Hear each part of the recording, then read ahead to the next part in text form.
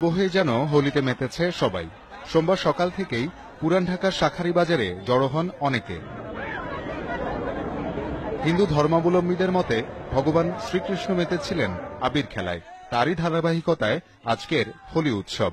তবে সাম্প্রদায়িকতা ভুলে জীবনের উৎসবে মেতে ওঠার উচ্ছ্বাস ছিল সবার কণ্ঠে। ভগবান শ্রীকৃষ্ণ খেলেছিল, এই জন্য আমরা প্রতি বছর এটা উদযাপন করি। রং খেলবো, আনন্দ করব, বাসায় চলে যাব। অনেক ভালো একটা আন্ডারস্ট্যান্ডিং, রং দিয়ে দিচ্ছে, অন্যরকম একটা মজা হচ্ছে।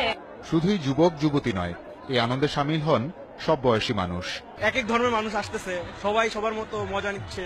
এখানে যে তারা আনন্দটা পাচ্ছে, এটা তো আসলে অন্য জায়গায় গেলে পসিবল না। অস্থির ফ্রেন্ডদের সাথে আমরা ফার্স্ট হোলি আমি খেলতেছি, অনেক মজা করতেছি। কিন্তু বেলা গড়াতেই গলি থেকে সড়কে চলে আসে উৎসবের মিছিল। বাড়তে শুরু করে বখাটেদের উপদ্রব। বেশিরভাগ ক্ষেত্রেই তাদের টার্গেটে পরিণত হয় নারীরা। এই বছর ইটস রিয়েলি ভালগার।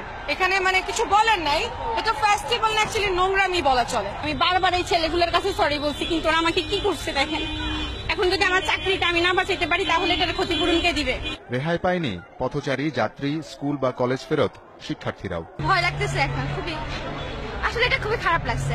আসলে নিজের অনুমতি ব্যতীত অন্য কেউ মুখে গালে কাজ করাটা পারমিশন না নিয়ে জোর জবরদস্তি করে তো দেওয়ার কোনো মানে হয় না, তাই না? এখানে যারা ইন্টারেস্টেড তারা নিজে থেকেই জয়েন করে। ভার্সিটির লোকেরা আসা যেরকম উশৃঙ্খলপনা করতেছে, এটা আমাদের সীমিত মতো থাকা দরকার।